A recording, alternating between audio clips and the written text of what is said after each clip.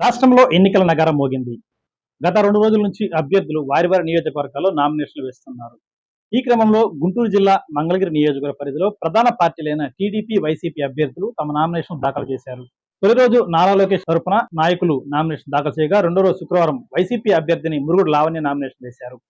Nomination వేసే సమయంలో అభ్యర్థులు తమ పేరుపై, అలానే వారి కుటుంబ సభ్యులపై ఉన్న ఆస్తులు, అప్పులు, అంతేకాకుండా వారిపై ఉన్న కేసుల వివరాలను అఫిడవిట్ రూపంలో అందజేస్తారు. ఈ అఫిడవిట్ ప్రకారం మంగళగిరి వైసీపీ అభ్యర్థిని మురుగుడు లావణ్య ఆస్తుల వివరాలు ఈ విధంగా ఉన్నాయి. చేతిలో ఉన్న నగదు 3,00,000 రూపాయలు.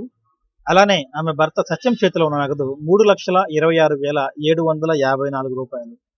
లావణ్య బ్యాంకులో 2 అకౌంట్లో కలిపి 47,000, సత్యం 2 బ్యాంక్ అకౌంట్లో 4,47,606 రూపాయలు ఉన్నాయి.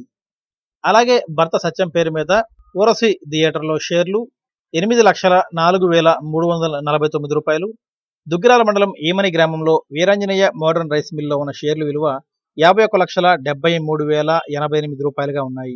లావణ్య పేరుపై ₹1,00,000 విలువైన రాయల్ ఎన్ఫీల్డ్ వాహనం, సత్యం పేరు మీద 10 లక్షల విలువైన మహేంద్ర XUV 300 వాహనం ఉంది. అలానే లావణ్యకు 450 గ్రాముల బంగారం విలువ సుమారు 33,75,000, సత్యంకు 100 గ్రాముల బంగారం విలువ 7,50,000గా ఉన్నాయి. లావణ్య పేరుతో వచ్చే ఇంటి అద్దెలు 4,32,000గా ఉన్నాయి. మొత్తంగా చూస్తే లావణ్య చర ఆస్తులు మొత్తం 42,54,000, సత్యం 85,01,797 రూపాయలు ఉన్నవి.